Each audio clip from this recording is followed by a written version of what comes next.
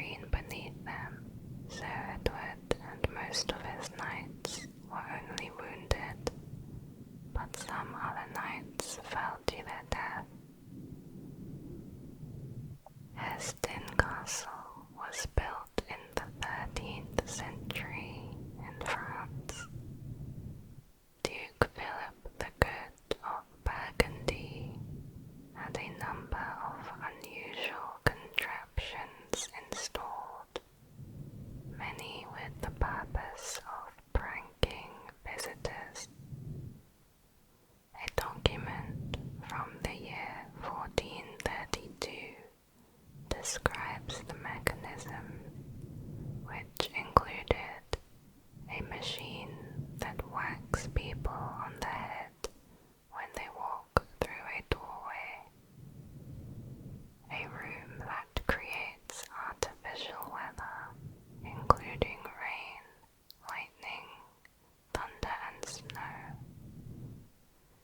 a place where victims would take shelter from the rain, but drops them into a sack of feathers,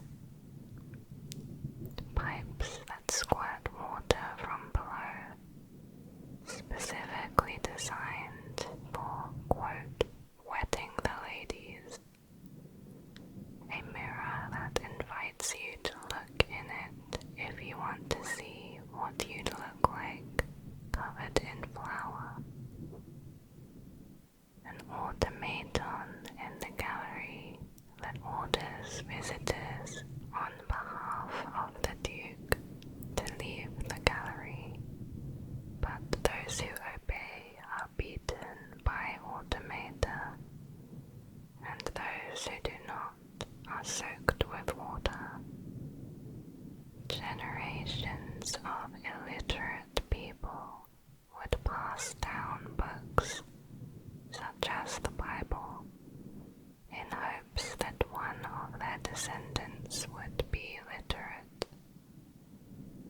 In early medieval Europe, even counts, dukes, and kings often could not read.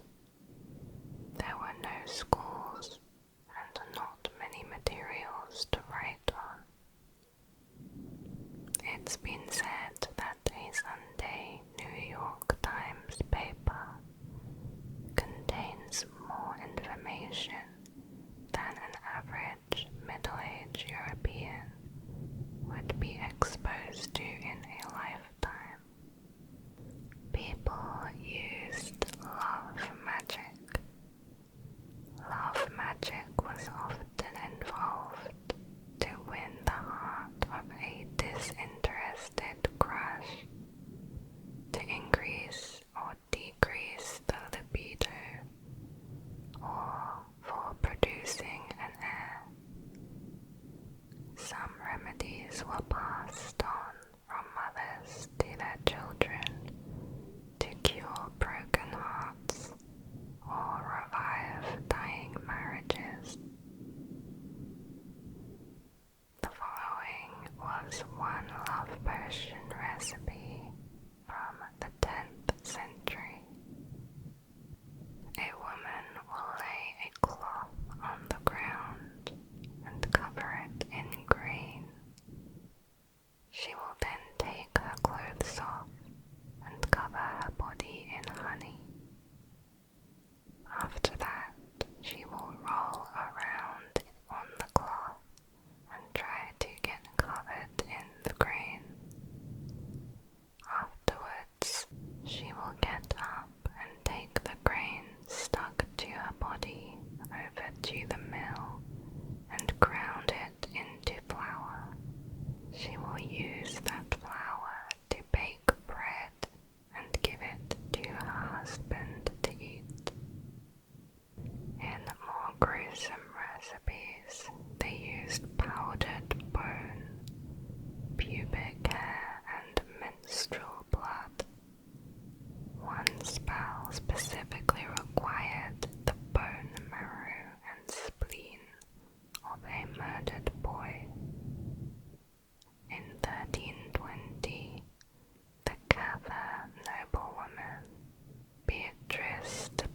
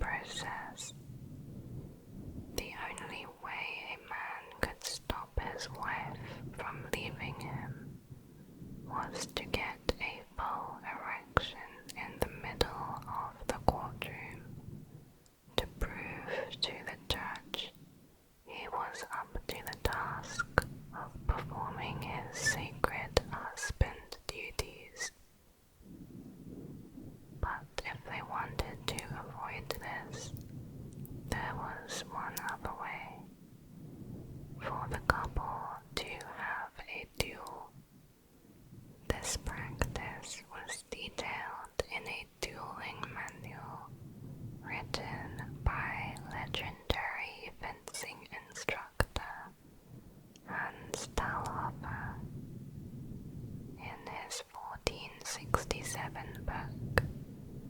Talhofer explains the lengths judges went to make the duel a fair fight. Unlike regular duels, the defendant was not allowed to pick a weapon. Women were given 3 rocks, each wrapped in a piece of cloth. Men were given 3 wooden clubs of equal length. The men had to fight with one hand tied behind their back, while standing chest deep in a 3-foot wide hole. The man could not leave his hole, but the woman was free to run around the pit. If the man touched the edge of the pit with his arm or hand, he had to surrender one of his clubs to the judges. If the woman hit him with a rock while he was doing so, she forfeited one of her stones. There are several records of the wife winning. While marital duels were typically not to the death, someone was bound to die. If the man lost, he was to be executed with honor in the town square. If the woman lost, it was her turn to be put in a hole to be buried alive. An occupation known as barber surgeons had the tasks of both barbers and surgeons. While they primarily served as hairdressers, they also offered services like tooth extraction, bleaching, cupping for bloodletting, and basic wound care. Their role made them familiar and accessible figures in medieval society. As the need for surgical interventions increased, barbers took on a more prominent role in performing basic surgical procedures. They were often called to handle minor surgeries like amputations, lancing of abscesses, and setting broken bones. Becoming a barber surgeon required years of apprenticeship under a master barber or surgeon. They operated within guilds, which were associations that regulated various trades and professions. Guilds played a crucial role in maintaining quality standards, training, ethics, and organizing apprenticeships. Bloodletting was a widespread medical practice in the medieval period. Instruments like lancets were used to puncture veins and extract blood, believing it would restore balance and alleviate various ailments. Trepanning was a surgical intervention in which a hole was drilled or scraped into the person's skull.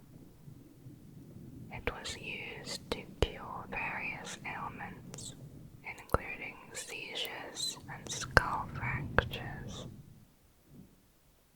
A trephine is the instrument used for cutting out a round piece of skull bone.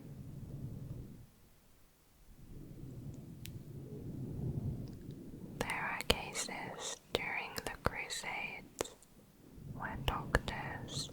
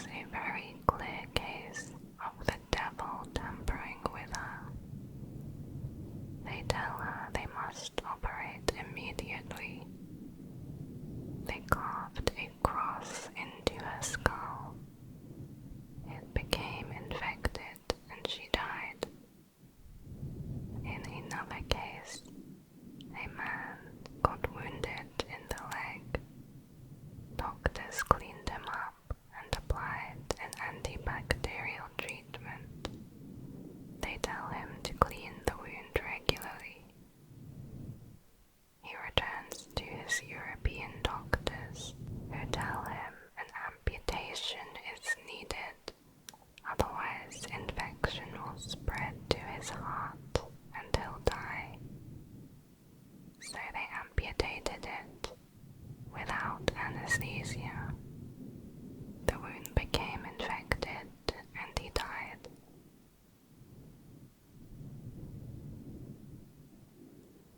Before the times of police officers, it was the citizens who helped catch the crooks. Everyone knew what to do. If you were a witness or victim of a crime, you cried out.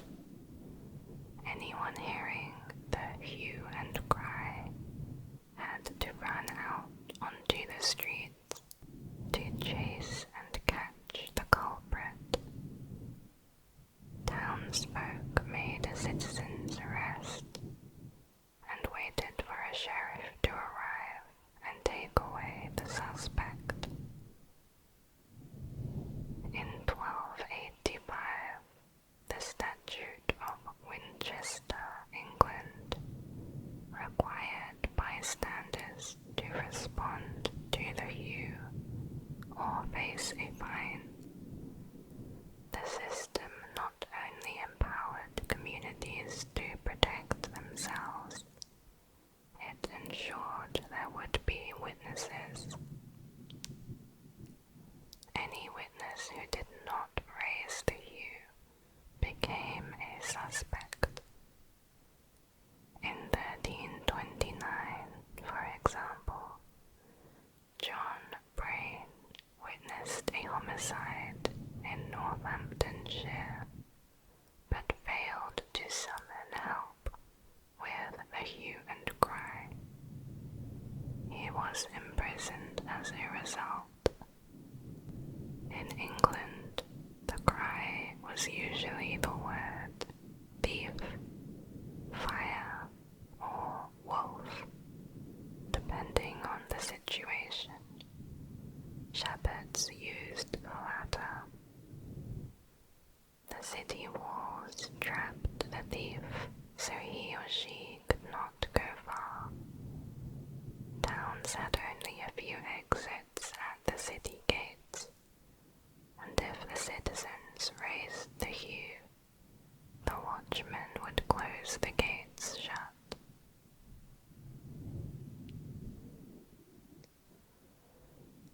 In some countries, sumptuary laws were passed to address the excessive cost and reckless display of clothing, food, drink, and household furnishings, as it concerned the clergy and religious rulers. They believed that lavish spending was not good for the soul. The idea was to limit overt consumption by the richest of the rich, but also to keep the lower classes in their own class. In times of economic upheaval, such as the years following the Black Death, it sometimes became possible for the lower classes to acquire expensive clothing and fabrics. When this happened, the upper classes found it offensive, and everyone else found it unsettling, because how would anyone know if the lady in the velvet gown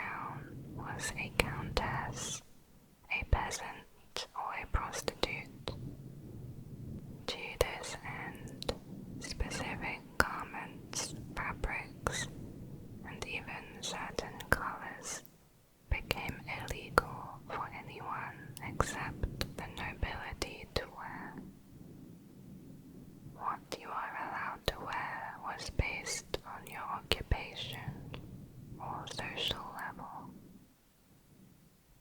Sumptuary laws covered many other things too. For example, it also limited the number of guests you could have at a wedding. Since as early as the 13th century, animals across Europe were eligible to be charged with criminal offences. They would be assigned lawyers, taken to court, and be given sentences, including death. By far the most serial offenders were pigs. Most were found guilty and sentenced to death by hanging or being burned at the stake. In France, 1386, a pig was convicted after having indulged in the evil propensity of eating infants on the street. The pig was dressed in a waistcoat, gloves, drawers, and a human mask for its execution. In another case, some rats were brought to trial for destroying and eating the district crops. In Switzerland, 1474, a rooster was charged with laying an egg. It was well known that rooster eggs were used by witches and sorcerers to do evil things. The defense for the rooster relied on the fact that the laying of the egg was an involuntary act. But that was no good.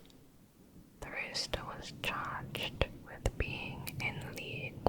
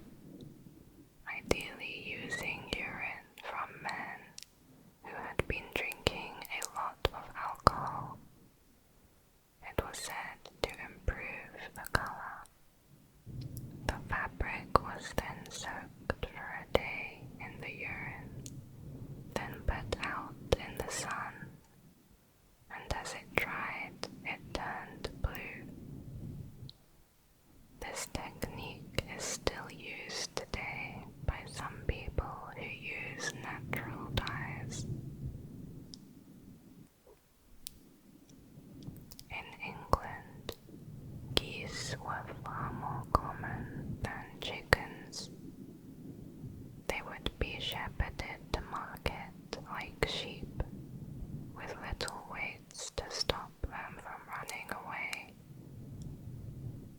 They were used for their fat and meat, their feathers for writing materials or fletching arrows, down for filling blankets, pillows, clothes, and wings for brooms.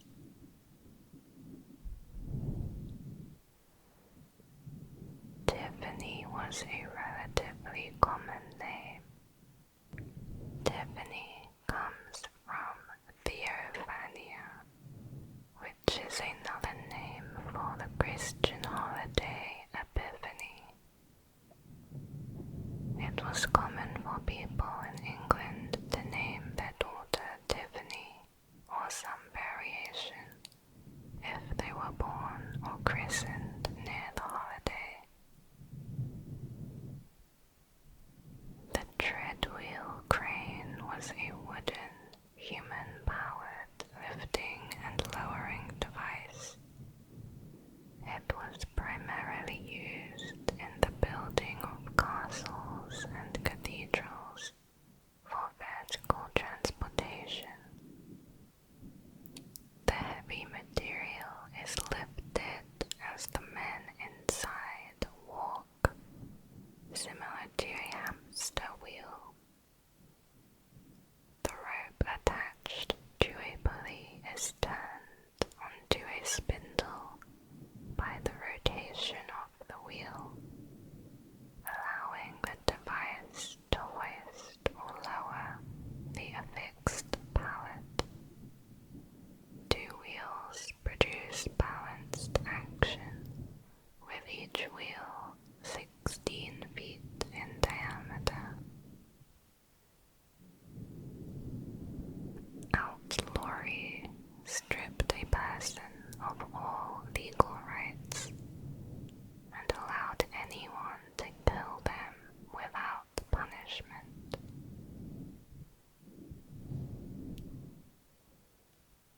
A large religious community was a big problem for a local lord because of the size of monasteries and convents.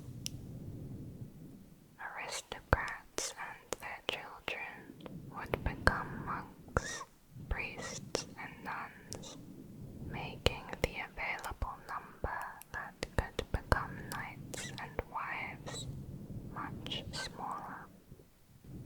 A common thought is that medieval people did not bathe often. However, the average person had their own wooden bath. Otherwise, they would bathe in a nearby water source. They used soap and would sometimes scent their bath water with herbs. People also washed their hands before and after meals. Bathhouses were popular across Europe. Similar to the Romans, it was a leisure activity, a communal one, and usually a daily one. The people of medieval Europe were not just Caucasian. There were people of color too, which can be seen in their art. Many of them were full members of society, although others were marginalized or enslaved. An analysis by Dr. Caitlin Green concluded 28.6% of medieval grave sites show evidence of at least one person who grew up in North Africa being buried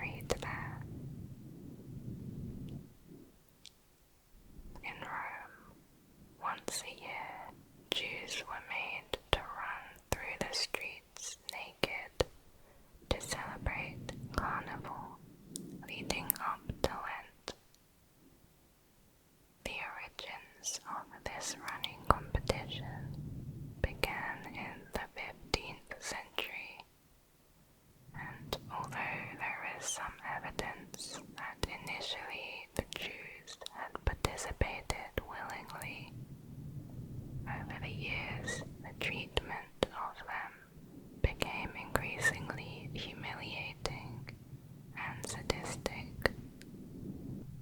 The race typically had 8 contestants, or sometimes 12. They would be required to run naked through the street, covered only with a loincloth.